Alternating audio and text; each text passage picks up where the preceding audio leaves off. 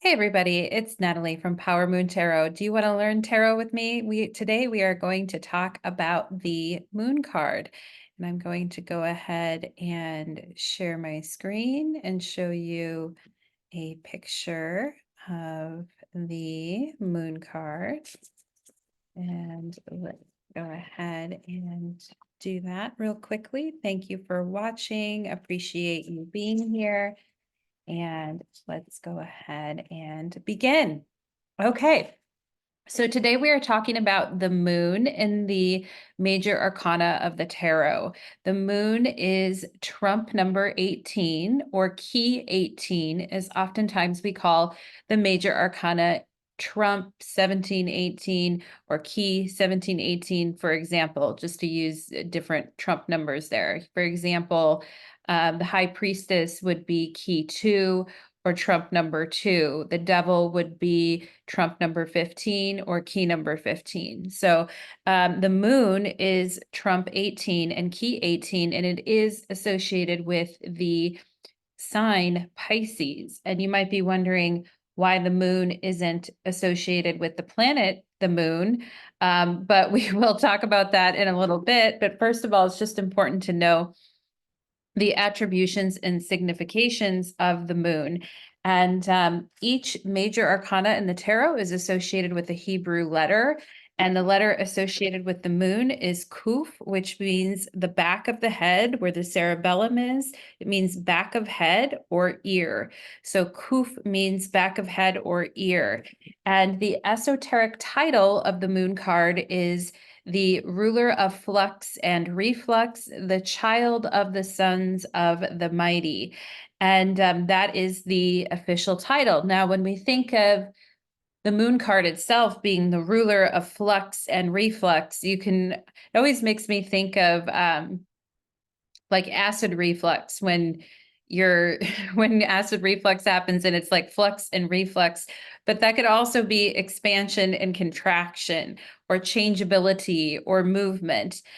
So when we are talking about the ruler of flux and reflux, I always like to imagine a wire that is going in between the two towers on the moon card right here, and the towers are kind of waving and moving, and you can see the wire kind of moving, and that is getting us closer to defining the energy of the moon card when we think about the changeability, particularly as the moon card is associated with the sign Pisces, which is, of course, a mutable water sign and does have to do with changeability, impressionability. And so we can look at those aspects of the moon card. Now, again, the moon card is also called the official title is the ruler of flux and reflux, the child of the sons of the mighty. And when we say the child of the sons of the mighty, we think of creations of the created.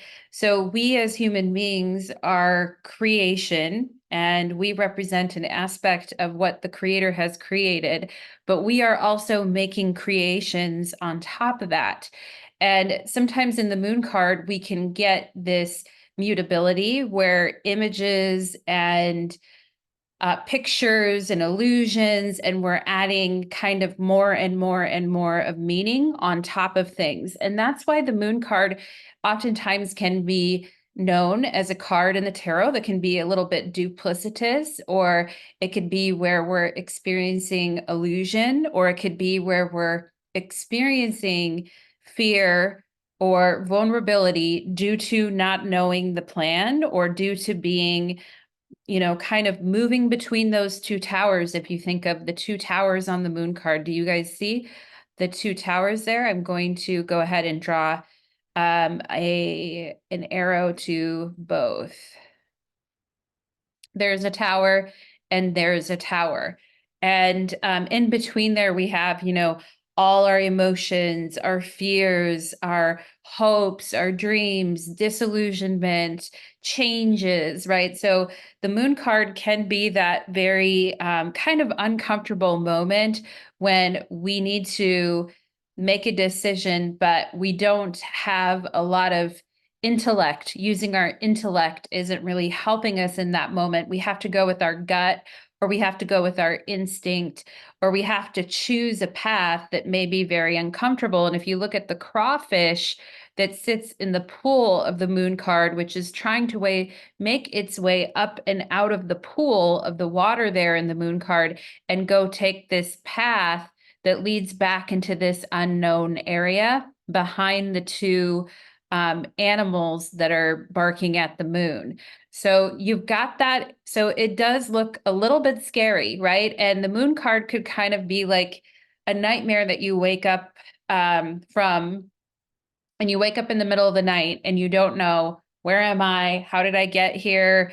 You forget where you are. I don't know if you guys have ever had those moments where you are sleeping in another, like for instance, you're traveling and you're sleeping in a hotel room and you wake up and you forget where you are and you think you're at home or you have no idea where you're at. That is a very moon card type of an experience to have. And as human beings, because we have these very sensitive bodies walking around in the world, we can easily become, we can easily become disoriented, or we're very sensitive creatures that way. So we can lose our way, we can become disoriented, we can start questioning ourselves. Also, the moon is a very, in a lot of ways, another experience that could be associated with the moon is a feeling of deja vu. And sometimes in life, I always think deja vu are those moments where it's like you're getting kind of a indication that you are on the right path and there is something familiar about the path, but you're not quite sure, but you have this feeling of knowing this path and knowing that you've been on it before and having some weird familiarity with it, but you can't put your finger on what it is. Now, that is a very moon card type of experience. And another esoteric title given to the moon card is the corporeal intelligence. And the word corporeal means having a body or relating to having a body. So as human beings, we all have to deal with the fact that we have a body and our body has needs. Our body needs to go to sleep at night. We need, if we don't dream or sleep at night, we could go absolutely crazy, which is another thing.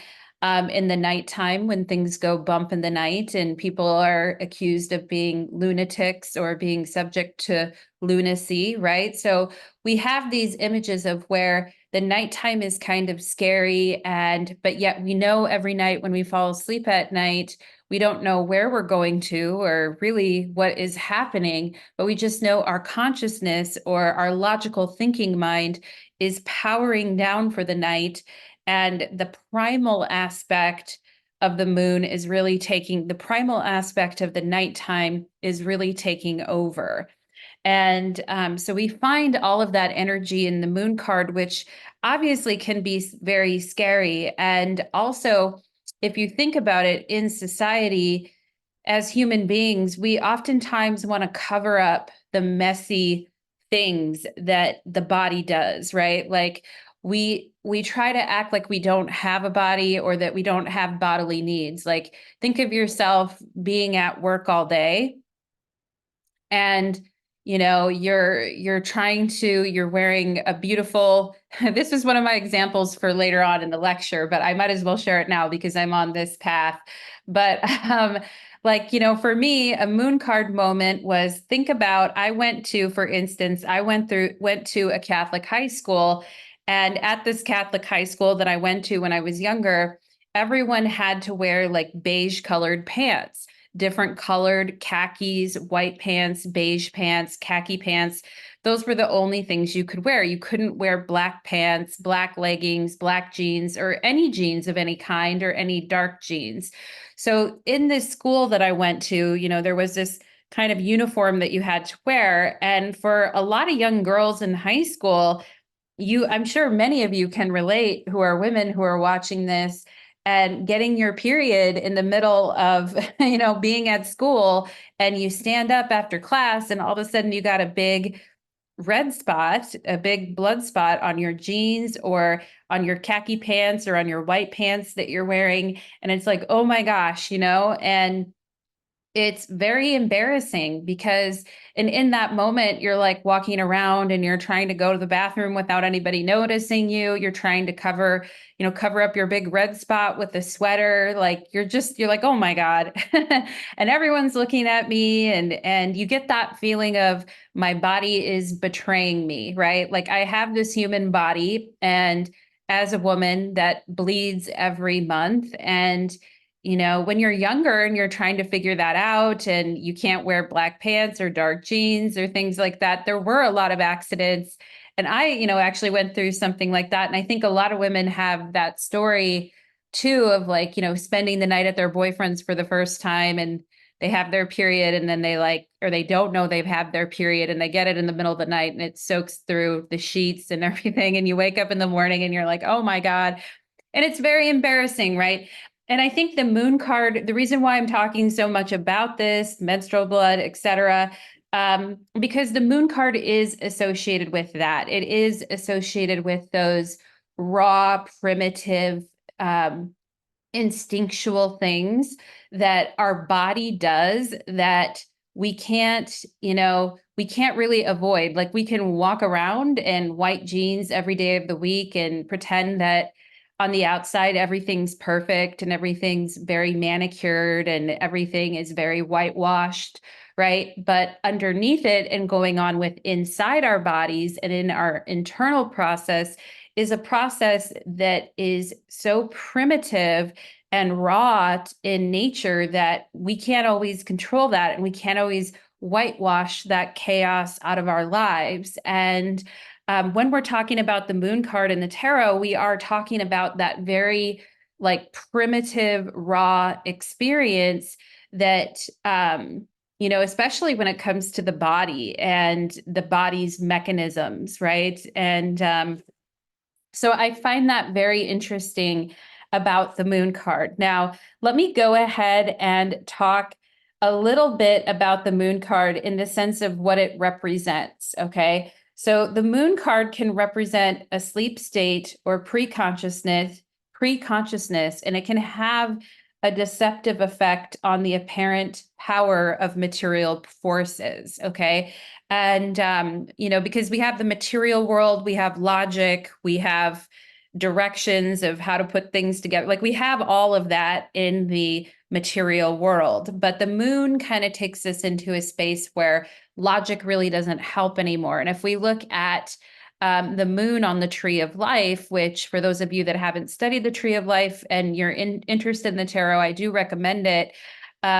There's something called in the Kabbalistic tarot called path working. And when we look at the path of the moon, we really look at the path between Malchut, which is the bottom Sephirah here.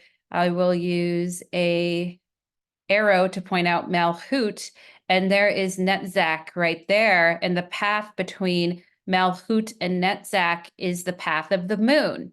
And it takes us from the very bottom of the tree of life, where everything is very materially based, and starts moving us up the tree towards our temptations and our desires, and the way that material forces affect maybe like the deception and the temptations that we experience from having a physical body, okay? And as we know throughout history, over many centuries, there's always been this fear of raw feminine power and raw feminine energy. And when we look at the moon card, we can definitely kind of understand where some of that comes from. On one hand, us women, we are people who resonate with women. We know what that's like. We know what having a body is like and bleeding every month, or we've been through that experience, right? But everybody has a body, man or woman, everyone has a body. But when we think about the moon, we think more of the yin receptive side, or we think of more of the feminine side. But there also is a side to feminine nature, which can be very scary and dominating in its own right. And something that I read in a book that I'll never be able to get out of my head is to envision the two towers of the moon card, and I've done the arrows there, as two legs of a woman who's giving birth to the sun, right? And the sun is behind the moon here. You can see that there's an eclipse happening on the moon card right here, but you can see, like, once you see that in the moon cards, you can't really unsee it. Looks like the two legs of a woman laying down and giving birth to the sun. And I find that very interesting. And so that's why also the moon is associated with those unconscious primitive states that people go into. And so, and obviously in our waking life, that can be very scary because our intellect wants to take control and have a plan and make smart choices and make smart decisions. But when we're in moon territory, things start to feel very quixotic. They start to feel very like I'm in limbo. They start to feel very like very changeable, like the ground is shifting underneath me and I just don't know how it's going to go. And it's fascinating because when we get to the moon card, we are required to conquer the phantoms of the darkest recesses of the mind, and that can feel very terrible and frightening. And oftentimes, like, the moon card can indicate in a reading too that somebody is having challenges psychologically as well. It can be a card that is associated with, having running into or running amok with our internal states, and our internal states have become very discombobulated and confused. And so it can, like, the moon card can be a very challenging card for those that are trying to stabilize their life and trying to stabilize their mental health, and they're trying to stabilize their physical body, and they're having illness or sickness. The moon card can indicate like an overabundance of things that feel very, very unstable. And so that is something to kind of, watch out for on the moon, on the path of the moon. Okay. Because sometimes our inner disturbances can weaken ourselves physically, like our physical body. And our psychological inner disturbances can weaken our physical natures. In order to successfully walk the path of the moon, we have to be able to face that fear and not run from that fear, but act like the crawfish in the card right here that is at the bottom of the moon card and make our way out of the mucky waters of the psyche and find our way through the unknown path and get through facing our fears and horrors in life. And so a lot of people, a lot of occultists have referred to the tower. The towers here is the tower of horror and the tower of our fears in life. So we have to pass through those towers in order to come out the other side of it. And if we are able to do that in life, then that grants us a power, if you will. And that power has to do with the power to bewitch and the power to cast illusions and bewitch. And Aleister Crowley called the moon card like the poisoned darkness, and called it the hour of witchcraft, or the witching hour, but in more of a baneful way, and not so much in a positive way. But we need to be able to transverse those difficult unknown territories in order to find ourselves with that open space at the end there to really grow and learn. And I do think that there is an inherent fertility in the moon card, particularly for creatives, psychics, poets, mystics, anything that involves those types of things. The moon card could be very positive for, but we always need to make sure that we're keeping a hold on our psychological and emotional stability. And when we're working in moon card territory, we just need to make sure we're keeping a good hold on that. And so we do have that. Now, when we're talking about the moon card, we have to kind of compare it to the high priestess, because in the tarot, the high priestess is actually associated with the planet, the moon. And the moon card, as I mentioned, is associated with the sign Pisces. And the reason for that is because the high priestess is the source of all water in the tarot, and her waters are pure consciousness. They're pure, actually it's subconscious, but it's pure. It's pure water. It's water that has not been sullied, water that has not been polluted. It's the waters of the high priestess basically nurture every other card in the tarot that has water in it and provides it with water. And the moon in the high priestess represents the waxing moon, or the moon building up to the full moon, which in astrology the waxing moon was considered to be beneficial or a benefic, whereas the waning moon in the moon card is seen as malefic, or seen as not as good. And so as we look at the tree of life, the path of the moon is way down there on the path of the tree of life. And as we know, we're all trying to work up to the top, okay, to the crown, to catch her. And so as we're trying to work and learn in life and move up the top, we understand the moon is near the bottom. And so we know that the waters of the moon aren't as pure, for instance, as they are in the high priestess. It does represent the waning moon and more of the polluted waters of the moon.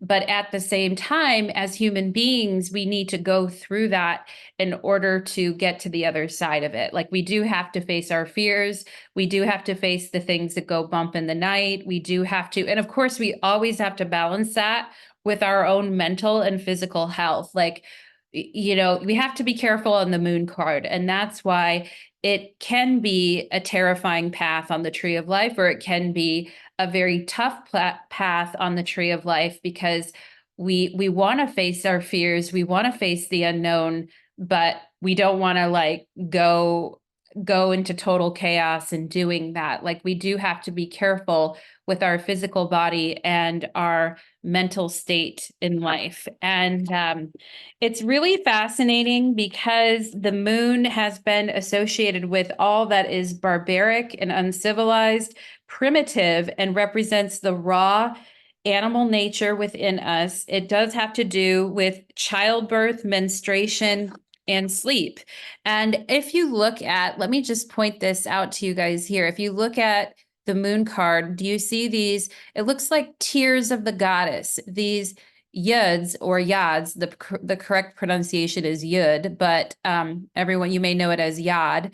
But these yuds that are falling from the moon, these 15 yuds are basically, a lot of people point out that these 15 yuds are, the 15 number is the same as the devil card. So there is this idea that the devil is also found in the moon card, that these 15, if you count them up, 1, 2, 3, 4, 5, 6, 7, 8, 9, 10, if you count all those yuds, it looks like the tears of the crying goddess.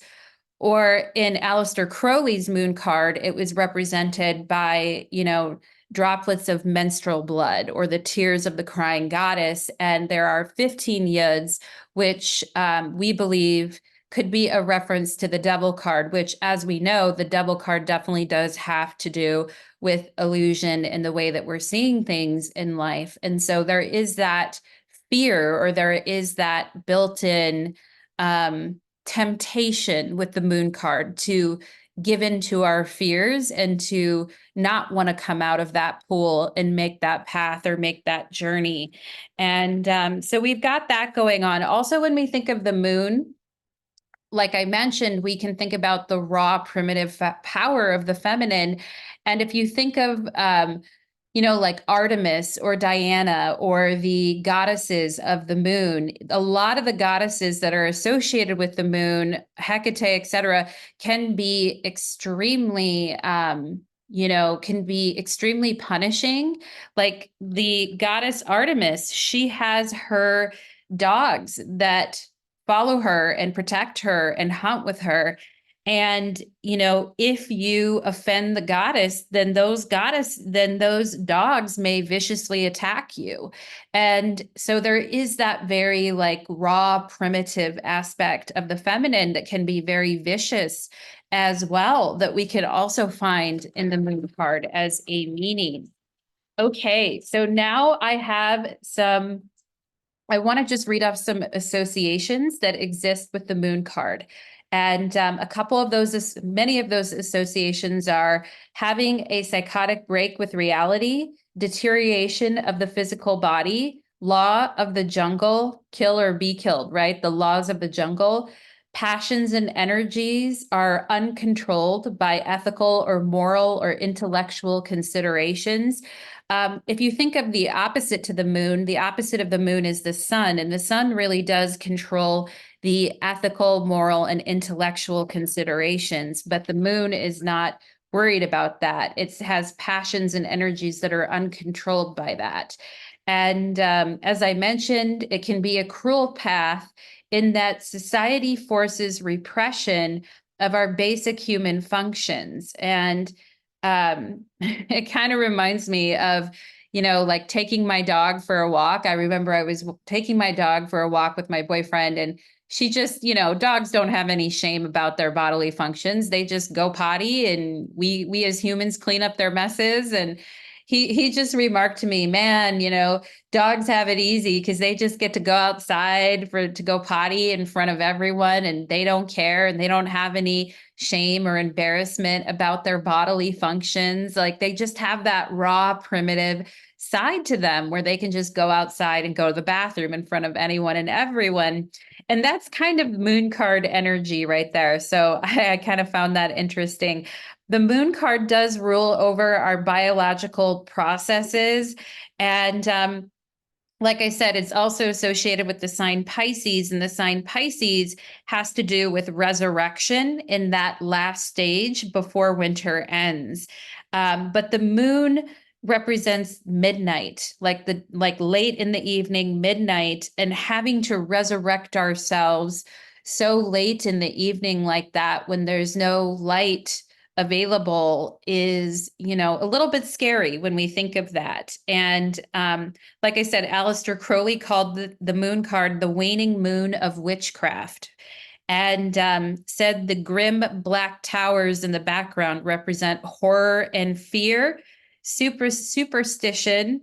Okay. And the moon card represents things like touching and tasting and smelling and biting and clawing at things. But there's not a lot of logical decision making perhaps in this, but there is a lot of, biting and clawing at things, which, I mean, we all need to bite and claw at life sometimes. So it's interesting. But anyway, it is said in the moon card that all is doubtful and mysterious and intoxicating. And but even though we're faced with these fears and these horrors and these spooky things that come up in the moon card, Aleister Crowley said, no matter what horrors afflict the soul, how splendid is the adventure. And basically saying, no matter what happens in life, like we are going to face that, and life is an adventure. And if you look in the back of the moon card, it's leading to, after you leave these two towers, you're heading off into the complete unknown at that time. And there is adventure in that. After the dark horrors and fears, after we get through those, there is a path through, but it is not easy. We will need courage during that path. Okay. And one thing when we see the moon card is we can be sure that the awful night will eventually end. And there will be an end of a cycle, as Pisces represents the last sign in the zodiac as well. And the moon card, some keywords for the moon card are fear of feminine powers, fluctuation, madness, okay, sleep, illness, and altered states, okay? And when we talk about Pisces being associated with the moon, we can say it's very impressionable water. It's extremely sensitive water. And the moon card is like a psychic sponge. And sometimes we need to retreat from being that psychic sponge for everything. And sometimes in the moon card, we may ask ourselves, like, hey, is my imagination fooling me? Is this actually, is this actually what's going on? And I think a lot of tarot readers, we do get requests for readings a lot when people are like, I don't know what to think. Like, is my intuition on point or not? Is this actually a thing, or is this all in my head? And that can be when we're in, moon territory. And the moon in the tarot represents feelings, assumptions, and unexamined drives within the individual. And like I mentioned earlier, the moon card alludes to the creations of the created. And that just to me is like, those phantoms that are kind of showing up in the moon card to be healed or to be dealt with. And one thing we need to do when we are on a moon path is to accept and return to the path and realize without our dreams, we would be lost. The moon can indicate high fantasy, duplicity, wizardry, romance, an unknown landscape. Okay. And the last outpost before nothingness. And we mentioned that. So that is fascinating. Some other keywords associated with the moon are confusion, bewilderment, feeling lost, feeling swamped by our emotions and misperceptions, guided by a yet undefined purpose, right? So again, the whole deja vu thing, like we don't know why we're getting it. We don't know why it's happening. We just feel guided towards something, but we don't really know why. And that kind of mystery is very much a moon type of an energy. And with the moon card, we want to work on cleansing our unconscious habits. And with the moon card, we may have a lot of out-of-body experiences, but also really be afraid of the dark. The moon represents twilight, instinctual fears, the unknown, and nostalgia. Okay. And we have to, when we get to the path of the moon, face perils with calm acceptance. Okay. And the best way to handle that is to do that. And we need to take care of our mental health. Watch out for water retention. The moon card can also indicate comas, drugs, and alcohol as well, astral travel, and past life recall when we're dealing with the moon card. The moon card may also represent irrational fears at times too, and fearing psychic attack from others. It could be an actual psychic attack, but you would need to really dig into that. Is that my irrational fear, or is that actually a thing that is happening, right? So those are some things about the moon. And let's go ahead as I am getting through my notes here. I've got everything in notes. And so in the moon card, as I mentioned, rational and logical intellect is not really of use. And we have to use our faith and our instincts to kind of get through things. And, oftentimes when the wolves are howling and the landscape feels very wild, our instincts start to waver. And that's when we start to question ourselves. And it's fascinating as I was, researching the moon card and going through all my old books, all my old tarot books, and pulling the definitions that I like. A lot of the descriptions of the moon card are very poetic indeed. And I think it's interesting that Pisces, the poet, is associated with this card because there is a lot of creativity and poetry in these moments, even though it feels scary. And so we have that going on. And we need to find the will to move beyond or risk being lost in an alternative reality. Okay. The moon can also indicate insecurity, false accusations, and shifting of biorhythms. The moon also has to do with intuition, creativity, poetry, having a rich emotional life. Okay, but it also can feel kind of suffocating because as you can see in these towers, we feel like there's no way out. There's a little window at the top of each one of these towers, but there's no doors. There's no way to get in or out. And so it is that feeling of feeling kind of suffocated as well. And as I mentioned, sometimes that creates madness or mental chaos, as we said. The moon can also indicate worries linked to the unknown. Like we don't even know, we can't really even define what the worries are. We just know that we feel worried or that we feel off about something. And poorly defined anxieties and worries linked to the unknown. The moon can represent voyages across sea or an arrival at a port because it is a water card. Okay. And if the moon can speak, the moon might say, "You ask me to explain myself, and I am far from logic. There is nothing clear in me. The more you enter me, the greater the attraction to me. There is no definition here." Okay. I thought that that was really fascinating way to kind of talk about that, like if the moon could speak. And I have one last example to share with you guys for the moon card that I think is very interesting is me and my friend, we were one night we decided to take this kayaking trip to go see the bats, which is the thing you do in Austin, where I live. There's like a lot of bats here, and around October or even before that, people will go kayak out onto the lake and try to like witness the bats, right? And see the bats kind of coming out. And what ended up happening is we went, so it's at nighttime, first of all, and it was really dark on the lake. There wasn't a lot of light at all.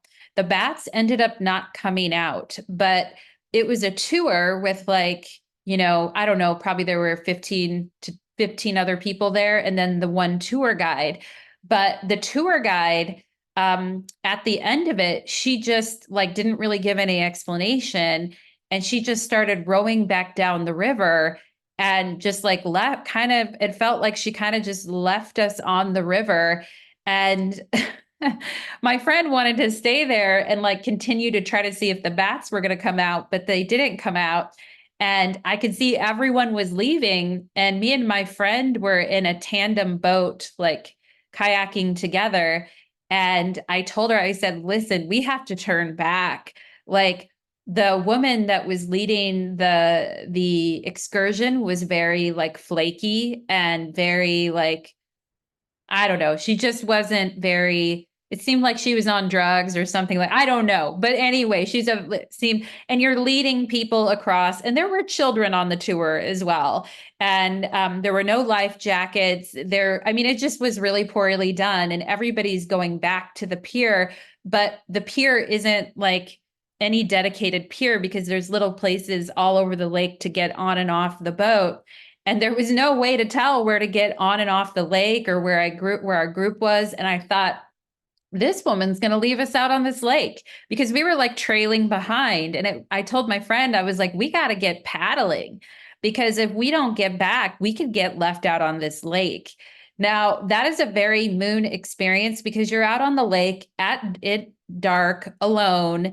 You don't know what's going on. You're not sure where to go. And it's just like, I don't know what to do. And you're just out there with no supervision. Nobody's wearing life jackets. You're just on your own, right? And you have to find your way back and figure out what's going on. And I think that can be very anxiety producing. And, the moon card does have a lot to do with unknown anxieties. And actually, when I went to go read this company that did this like tour on the lake, when I went to go read their reviews, there was a review written by a mother who said that the same thing had happened to her, and she was with her 8-year-old child, and her child had a panic attack and couldn't continue to row, and the row fell off into the lake, and there was no one around. And it's like, okay, like that is, and it's a big lake too, a deep, big lake. And so it's just kind of like a little bit out there. You know what I'm saying? That is a very moon experience of like total chaos and no order, and nobody knows what's going on. And you're out there on the lake alone. And, the little kids are getting scared and people are having panic attacks. And it just is an overall clusterfuck of a situation. And, a lot of times in our waking life, we just don't have a ton of experiences like that because everything tends to be pretty well defined. Like first you go to here, then you go there, and they've got like, 5 guides out on the river with you, and everybody's wearing life jackets, and the guides are holding lamps so people can see where they're going. And, there's all these checks and balances and safety things that we have in society. But sometimes you find yourself in situations where there is no check and balance, there is no safety, and it's just like a raw, primitive experience. And honestly, when we got off that river, both of us were so mad. But at the same time, when we came home, we were both laughing because we did make it back and we did find our way through that experience. But at the same time, like we thought it was hilarious in a way. But again, I don't think it would be as hilarious if you were a mom out on that river with your child, which again is, I mean, we were mad too. Don't get me wrong. We were pissed off, but we were also like laughing at our misfortune. And, that's one thing. If we could say that the devil card, because of the 15 yuds here, has some influence on the moon. Sometimes one of the ways to deal with situations is to, if you can, right? Not in every situation, you can't just laugh it off and be like, haha, what, but that was the thing. I was trying to use humor as we were on that lake paddling to where it seemed like was nowhere with no one around us. I was using humor and I was being funny to try to keep my friend, try to keep her laughing and keep us laughing and keep us going. And oftentimes with the devil card too, the best thing to do is to kind of, to kind of laugh a little bit and kind of be like, to kind of look at things, try to look at things maybe in a more lighthearted way, or a way to kind of laugh at your own predicament in life sometimes. And while at the same time realizing that there genuinely are situations that are very scary, and we do need to take them seriously, obviously, but sometimes we need that levity in order to kind of get through a tough experience. But anyway, that is what I have for you guys today on the moon card. I hope you enjoyed this presentation on the moon card. And if you like these videos, do like, share, and subscribe. Thank you so much for everybody for watching today, and take care. Bye-bye now.